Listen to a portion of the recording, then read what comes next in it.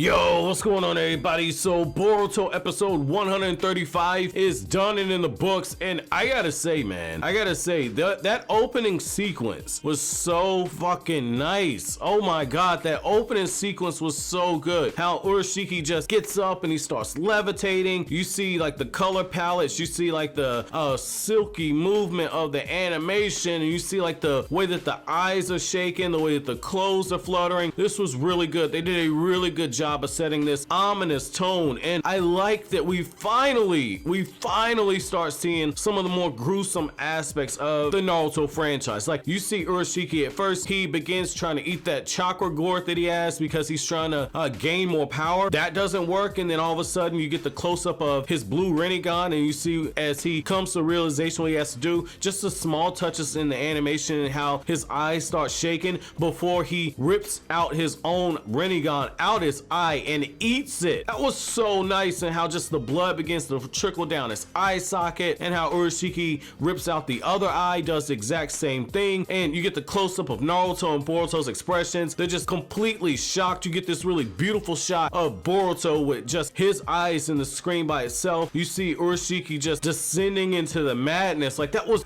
so good. That was so good. I normally don't hype up stuff like that, but this was really nice to see, man. Like, the transformation that Urashiki went through, I thought it was a little overdone. I'm not gonna lie to you, I thought it was a little overdone, but like, that was very pretty to look at, man. Just to see how he goes into that light, all of a sudden you get this sonic boom, you see Urashiki's body just transforming, and he takes on an appearance somewhat similar to Momoshiki when he fused, but at the same time it was still different. Like, I like what you saw here. At first I was a little skeptical when I saw the leaked image for Urashiki's transformation, but I gotta admit, man, like, this looks good, and this actually looks like something Ikimoto would have drawn. So I'd be very interested to find out whether or not Ikimoto did this design or whether Kishimoto did it, because for those of you who don't know, when it comes to this arc, this is a Masashi Kishimoto arc. This is an arc that he went to Studio Period and specifically requested. This is his idea, so I'd be very interested to find out if this is indeed the case. And I do gotta say this much, this episode pulled in some information from the manga, and I'll definitely be addressing that in the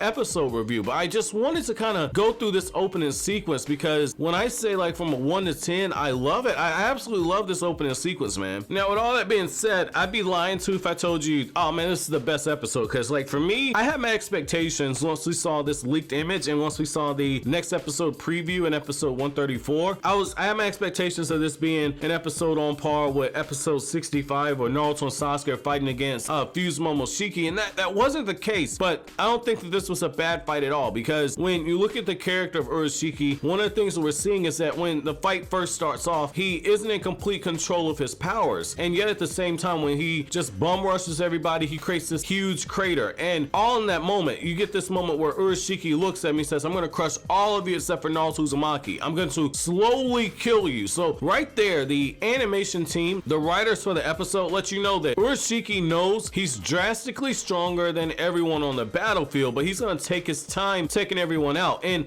what you see is how when Naruto and Boruto began working together trying to combat him, that Urashiki at one point, he literally uses his feet, which are now talons, and he just drags them into the air, and then he begins slapping them around, and he sends them flying into the ground. Jiraiya has to catch them before they get any major damage done to them. So once again, you're seeing like Urashiki's playing around. That's something that we've seen with this character ever since he's really been introduced. Like, if you go back to the Teneri fight on the moon, he played around with Teneri, mocking him, and then he did seal him in the Dragon Palace, but even then, he still toyed around with him. He's talking shit to him as he's doing it, and he's telling him like, I'm not authorized to kill a member of the clan. And that right there is going to be important, especially when I start talking about the big elephant in the room that a lot of people have questions about, which is who's going to get Urashiki's karma seals.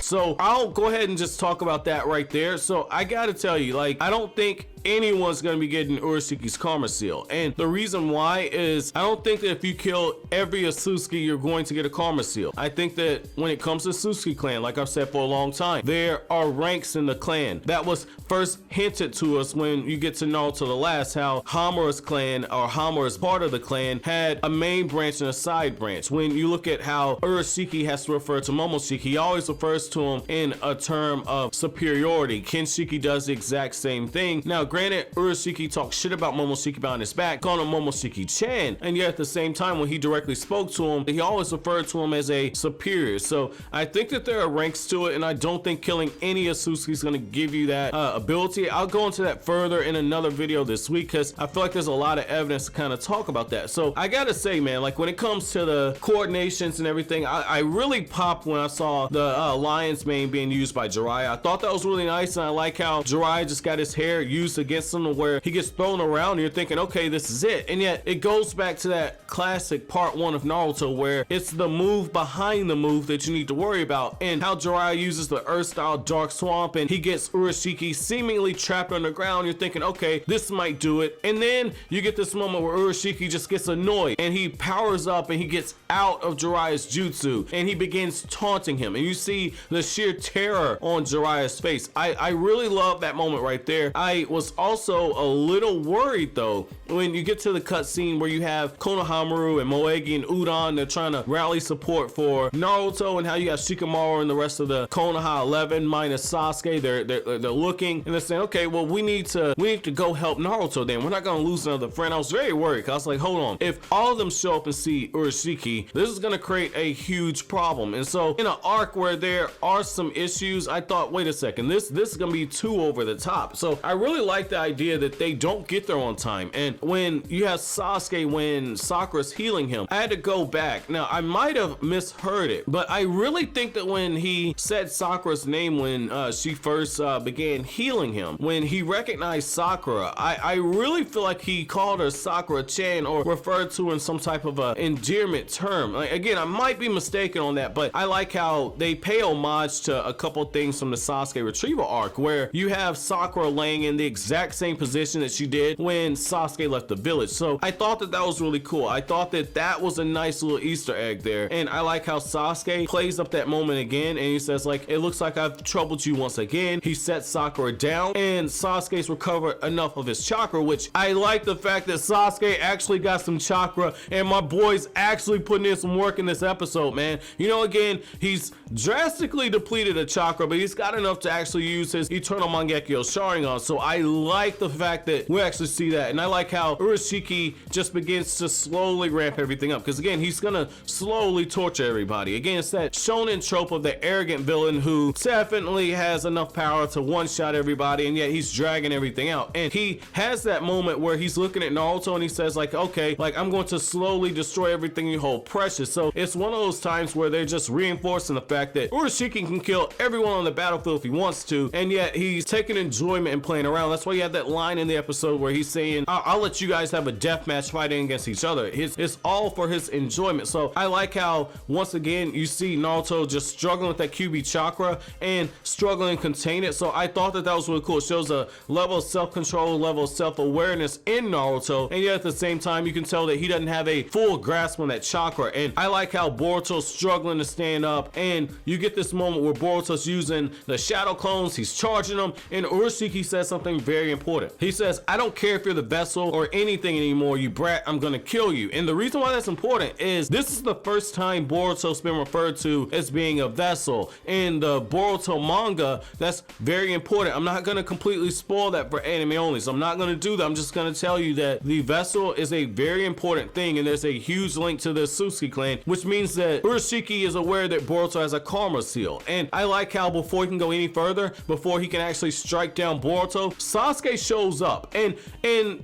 keeping with the spirit of this being like a part 1 Naruto episode, you get this moment where when Sasuke's fighting, Sasuke is using jutsu that's going to set up him being able to use Kirin in the final part of the episode, because you get Jiraiya and he seemingly gets Urashiki into a chokehold, and all of a sudden Urashiki just whips everything around, throws Jiraiya back onto the ground. Sasuke uses a more powerful version of the Dragon Flame Jutsu that I don't recall him seeing before, so we get a new fire style jutsu from Sasuke, so that was really impressive. So this is a more powerful version of the Dragon Flame Jutsu. This is another sign that Sasuke's got enough chakra to use some of his higher level jutsu. So he shoots the jutsu off, Urashiki dodges it, and at first I'm like, okay, he completely dodged it, is it going to maybe circle back around? But it doesn't do anything. And then when you look at the background, you see the background after that moment, slowly over the course of the episode, the background begins to change, and that's when you start getting your sign. That's when you start getting your sign, like, okay, wait a second, Sasuke just heated up the air. He's trying to use Kirin. And when you look at the other things that Sasuke does in this episode, when he's going sword to fist with Urashiki and Urashiki's blocking all of his attacks, Sasuke first fires off what seems like a random Amaterasu, and it's just like, is Urashiki fast enough to dodge that? But Sasuke was at point blank range. And when you get to the end of the episode, it becomes clear Sasuke was not trying to hit Urashiki with the Amaterasu. He set the Amaterasu off, it began heating up the air. He's trying to create the conditions to use Kirin, and when he infuses Amaterasu with his sword, he's swinging his sword around and he's got Amaterasu in it, and you get this moment where Urashiki's blocking everything and the flames begin flicking off all over the place as they're fighting, and it's like, okay, the conditions are being met, because when Itachi was fighting against Sasuke, Sasuke used the combination of the Dragon Flame Jutsu and Amaterasu in order to heat up for the conditions for a fully powered Kirin. So in this one, Sasuke doesn't use a fully powered Kirin, but yet at the same time he still hits him with a pretty tremendous force, because if you go back to the battle with Naruto and Sasuke in the Valley of the End in the anime version, Sasuke didn't have nearly as much heat that was being thrown around when he hit Naruto with the Kirin Jutsu that was able to stun the QB avatar of Naruto in their battle. So I like this moment right here. I like this because it's once again just showing like Sasuke, even though he's fatigued, Sasuke is more than enough to pressure Urashiki. And that little short sequence, that little 30-second sequence was really good, because you see how when Urashiki's fighting at Sasuke, he's fighting him more seriously. Like, he's got that chakra rod, he's blocking Sasuke's attacks, and yet when Boruto and Jiraiya attempt to get involved, Urashiki's just knocking these dudes out with one attack. He's not playing around with Sasuke, but he's fucking around with Boruto and Jiraiya. So I like that moment there. I like how you get this new Rinnegan Jutsu from Urashiki, and it looks like just a high-powered chakra blast. I almost want to compare it to the chakra blast that Tsuneri has when Tsuneri has the Tensagon, but that one that Tsuneri uses actually drains your chakra to absolute zero. So with this one, it looks like it just briefly stuns you. So I thought that was cool. I also thought that it was pretty cool how Naruto, when Jiraiya sacrifices himself for Naruto, taking a huge attack that leaves Jiraiya almost in a paralyzed state. Jiraiya is able to recover after a while, but Naruto just loses it. And that animation, the color palettes, this was really nice, man. Like, they really nailed a lot of this. And if you look at it, it's at this point you start seeing the rain start falling. You start seeing the raindrops, and that's another sign that the Kirin is coming. Like, they telegraphed a lot. At this point, the background is noticeably darker, and if you're paying attention to the episode, you're going, okay, wait a second, Sasuke's up to something. And I like how they transition over to Naruto just using the Rasengan, and he's firing off Rasengans in his version 1 state, where he's got the chakra tail and he's got the cloak, and he's firing off everything. And Jiraiya tells Boruto, he says, like, if we don't stop Naruto, he's drawn on this QB chakra, but because he can't control it, it's going to kill him. And so I like the fact that we do see some stakes there. And if somebody's saying, well, why didn't Urashiki just go down and rip out that chakra? I believe what he's trying to do is he's trying to have Naruto exert enough chakra to where Naruto, the seal begins to weaken. I feel like that's what he was doing, because he's saying, let me see more of that power. He's trying to get him worked up. Now, I did think it was pretty clever how Boruto is able to enter into that shared chakra space that Naruto had when he met with Kushina. I thought that was really cool. I thought that there was a little bit corny how Boruto was talking no jutsu on Naruto, but it wasn't overdone. It was shortened to the point. Like, this wasn't how Naruto had like a whole entire ass episode going back and forth with Obito in the war arc. I like the fact that they skipped a lot of that. That's one part of Naruto's character that, I'll be honest with you, I absolutely hate. I hate the fact that he's always talking and giving these speeches to people. I understand the reason behind it, but I just personally don't care for it. So I like the fact that you get this moment where Boruto's able to get through to Naruto. He actually refers to him as Do-san. So he refers to him as his father, and despite being smacked around by the chakra arms and everything, Boruto gets through to his father. They form that father-son Rasengan, and it wasn't like anything you saw in the anime opening. So a lot of people thought we were gonna get that exact sequence. So that wasn't it, but instead what you get is you get a father-son Rasengan similar to the one that you got in the Boruto movie, in the Boruto manga, and in the Boruto anime adaptation. And you can definitely tell this one's smaller than the one that Boruto used when he took down Momoshiki, and yet at the exact same time when Urashiki begins to counterattack, okay, when he begins to counterattack that Rasengan that they have, what I found fascinating about it is it looked like for a moment that Boruto and Naruto's jutsu wasn't gonna work, and for a moment I was getting irritated. I'm like, wait a second, Urashiki's clearly stronger than both of them. Is he playing around? Is he dicking around? Or are they completely just fucking up the power scaling at this point? And I was going back and forth on which one it is, because I'm like, okay, if he's suppressed himself and he's playing around with them, I can buy into it. If he's going all out at this point, then I'm going to get extremely irritated. And I like how all of a sudden they go the route of what happened with Cell and Gohan and the Dragon Ball Z anime, where they added filler to the Kamehameha beam clash that happens, where you have all the Z fighters and they're coming in and they're just using all the most powerful attacks on Cell, trying to weaken him, trying to distract him, take his focus off so Gohan and Goku's spirit can overcome him. So you see Jiraiya just come out of nowhere with the Rasengan, does a small bit of damage to Urashiki where he essentially cuts him. And I like how when you look at it, Boruto and Naruto, if you look very closely, Urashiki's attack is pushing them in. So at that point I'm like, okay, maybe this is that moment, where all of a sudden they fix the scaling some, because Urashiki is about to get serious. Jiraiya comes in with that Otama Rasengan, that giant Rasengan. He's able to cut Urashiki, cut his clothes, bruise him, and then Sasuke comes in and he hits him with the Kirin. And it's at that moment you see Kirin just come out of nowhere, begin to electrocute Urashiki, and then the Kirin actually hits him. And then it's in that moment that Urashiki loses control, and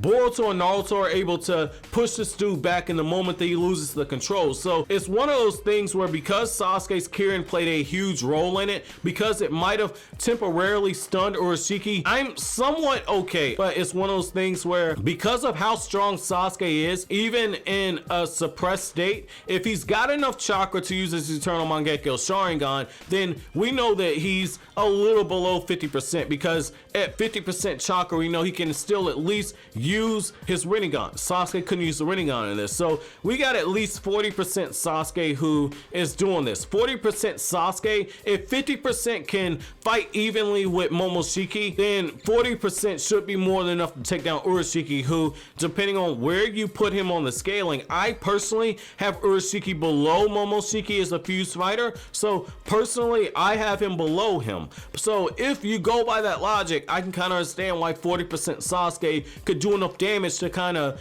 turn the tables, or open the door to turn the table. So I like that little moment right there. And again, like after the Kirin gets used and after Momoshiki gets blown into the atmosphere, I like how the rain all of a sudden stops and the sunlight's back out. And again, this episode, they used a lot of bright colors. They used a lot of nice animation. Even when they used the CGI, I didn't think it was overdone. So, and as my episode question to you guys, I want to know, do you guys think that Sasuke being able to get up to roughly 40% of his chakra, do you think that the wait was worth it? Did Sasuke do enough in this fight between setting up the Kirin and going sword to chakra rod with Urashiki? Did Sasuke do enough in this fight to put up with Sasuke being out of chakra, recovering chakra, and getting chakra ripped out of him every time it seems like he's turned a road? Do you think that this is a good enough payoff for it? Let me know what you guys think down in the comment section below. But as always, guys, if you like anything I had to say, don't forget to comment, rate, subscribe, and share. Thank you so much for watching all the way to the end. Have an awesome day, guys.